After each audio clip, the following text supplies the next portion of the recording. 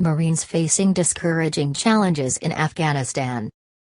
The plume of smoke and dust rose over the runway, high above the now deserted but once costly and vital control towers.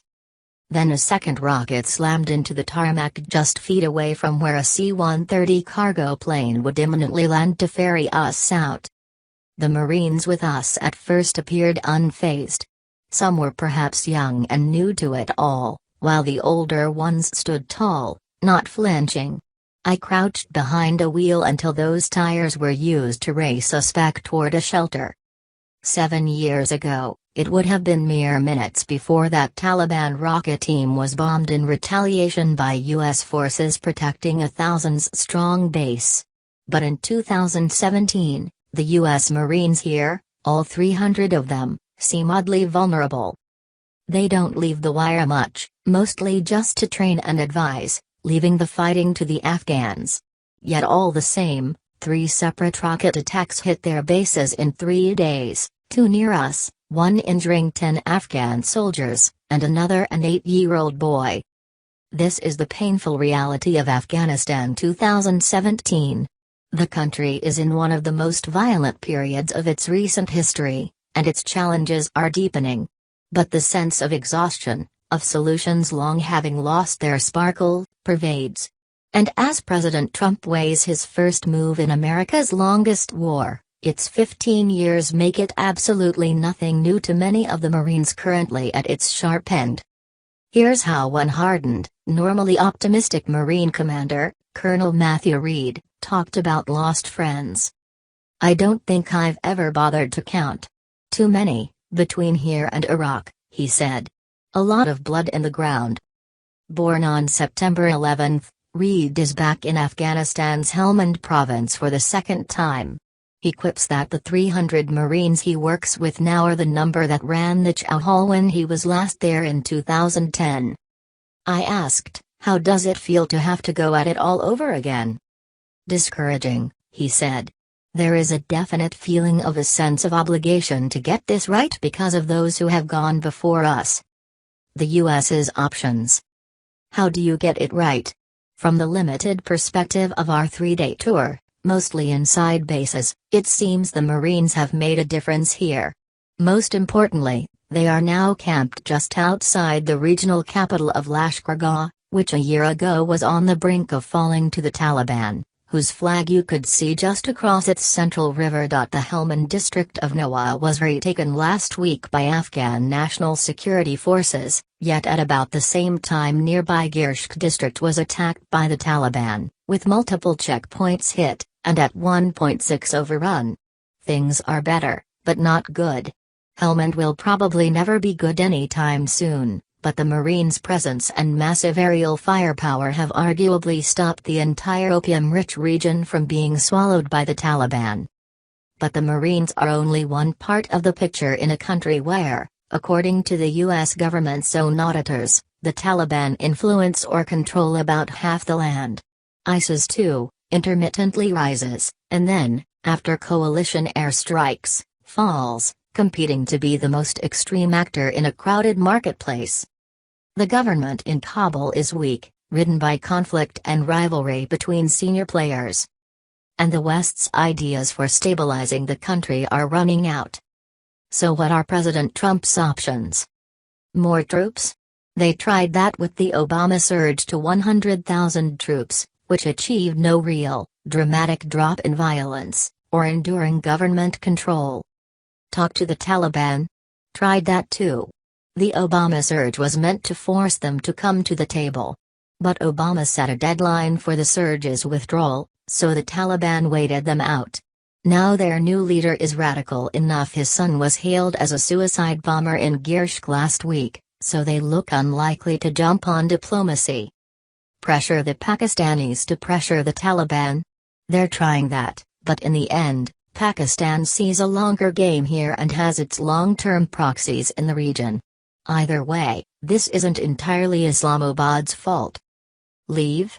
America tried that, and now it's back, trying to stop the bleeding, remembering 9/11, the lives lost fighting so Afghans could live better, And what happens when you let a country that's a magnet for extremists collapse entirely?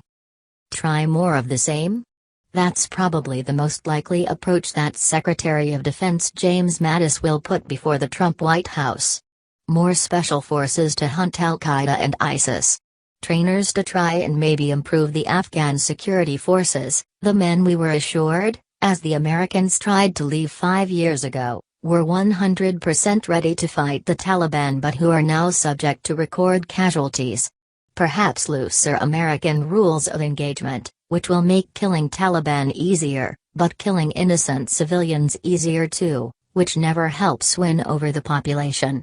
Perhaps more contractors, who already massively outnumber the Marines we saw on the base in Helmand, to spread the training burden and reduce the military's exposure. When does it end? But really it is the mood in the capital which tells you things are still slipping, yet again. Long-term Afghan friends discussing for the first time how they might leave. A top executive saying his employees are leaving their large, high-profile Afghan company to protect themselves from possible attack at their central offices. This is not a time for optimism. There is no sign the Taliban are weakened, even though one Afghan official told me hundreds of mid-level leaders have been taken out in raids over the past year. Their leadership is more radical than ever, and they are likely to see handsome funds from a productive opium harvest, possibly boosted by a new poppy seed that blooms more quickly, massively increasing production. Afghanistan's bleed is slow, and perhaps hidden or ignored by much of the world, but happening all the same. Take this final anecdote from our visit to Helmand, when the Marines took us to a remote outpost where they were advising the Afghan army. We were there to see them pull out, removing themselves from a flat stretch of what Colonel Matthew Gross called Taliban country, a main thoroughfare between insurgent strongholds. But their advisory mission seemed to have run into one issue: there weren't many Afghans to advise. On paper there were 500 Afghan troops, and 45 U.S. Marines. But as Gross told me, there's 200 assigned right now. By assigned, he meant that there were 200 who had existed, physically at the base. But even that was optimistic, as another 100 had never shown up while the Marines were there. In fact, of the 100 they had seen, some were on operations or on patrol. So really there were 50 to 100 Afghan soldiers at the base, almost enabling one-to-one Marine mentoring sessions.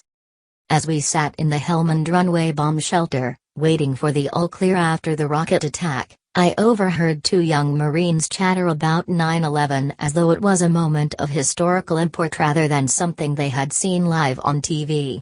That's because for them, it is something their parents mourned when they were probably 5 or 6.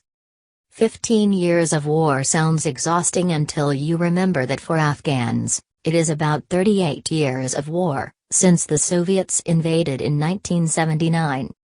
So, you may ask yourself, when does it end?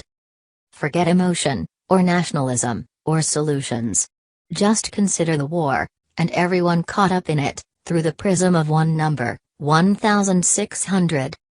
That's about the number of U.S. bombs dropped in the first half of this year, 1,634 to June 30th, over 3 times the same period last year.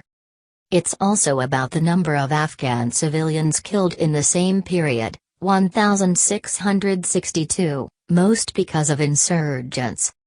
It's also the number of Afghan soldiers and police who likely died in the first 109 days of this year. Based on the death rate in January and February, a SIGAR report has 807 deaths through February 24, but complete figures are unavailable. It's also about the number of American dead since the war began and the Obama surge ended, 1,676 from October 2001 through August 2012. It's become a war whose end will be defined by fatigue, acceptance of lesser evils, and which of these above numbers is the hardest to tolerate.